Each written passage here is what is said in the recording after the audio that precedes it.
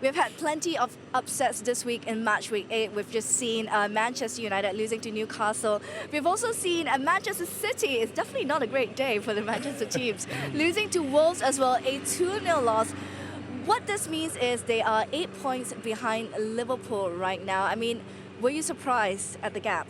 I mean, that's a big shock. You know, we all know, you know, for me, Wolves actually play better with teams that actually come out. Yeah. You know, they like to counter-attack.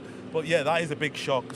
Manchester City losing at home, especially when they were only 5 points behind already. Yep. That's a big gap at this point in the season. And I think, you know, if you look at the graphic, you know, let's have a look at that right now. There's been no other team at this stage who've gone on to win the league. That's been a bigger gap. So all roads pointing to Liverpool winning the league. You know, we talked about Liverpool look like a side this season who have built on what they did last season. I don't even think they've hit top gear yet. And I think that is the amazing thing for Liverpool. The lead they've now got at the top of the Premier League. And I look, and there's been some very good performances.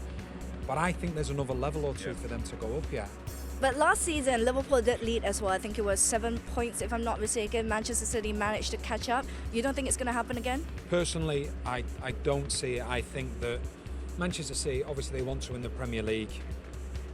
I think Manchester City, they won't be meaning to lose games, but I think their priority could well be the Champions League this season, because I think Pep Guardiola, one of the best managers in the world, along with Jurgen Klopp, I think he's been brought to Manchester City potentially to win the Champions League. They've won the Premier League before, so there is going to be a huge emphasis on the Champions League. But like I say, Liverpool, I know we're really early on into the season, but I can't see them dropping that many points. For me, you know, the loss of Laporte, huge, big turning point in the season. You know, you can't. He was one of, obviously, along with company last season.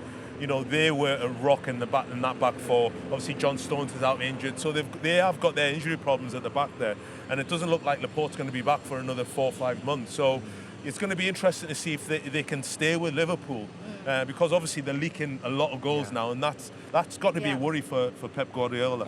Company's departure, do you think Pep's regretting not finding a replacement? Yeah, I think obviously there was a lot of talk. Harry Maguire was mentioned in the summer, but I think the knock-on effect, you lose Laporte, but you lose John Stones as well, two quality centre-backs. I think Laporte gives you the balance, as in terms of being left-footed, the switch of play. But by losing Laporte and John Stones, you also have to bring back the best defensive midfielder into the centre-back position. So it has a knock-on effect. Rodri's a fantastic player, but I think Fernandinho does give better cover at the moment, so it's affected both positions. Is this the end of the league right now? Is 8 points too much to recover? Is the league Liverpool's? This is the Premier League. This is the Premier League. So I can't. Liverpool haven't done it yet, and that's the big key for me. You know, Manchester City know how to come back from this position because they did it last season. So that's what Pep will be saying to his players. But I agree with you, Danny. I think Liverpool, you know, the run that they're on, you know what, it's 17 games with 17 wins in a row. They're on a roll, and I think if you look at the way they're playing, they haven't hit top form, and they've won 17 in a row. So it looks ominous for the rest of the league. Certainly, it's going to be between those two teams. But you know, that's 3 more wins City have to get over Liverpool till the end of the season. Can you see that happening? It will be very tough. So is the league over? Is the league Liverpool's now, Danny? You don't like to say it's over in October, but I just think the reason I say is that Liverpool and Manchester City, they're the two best teams by a distance.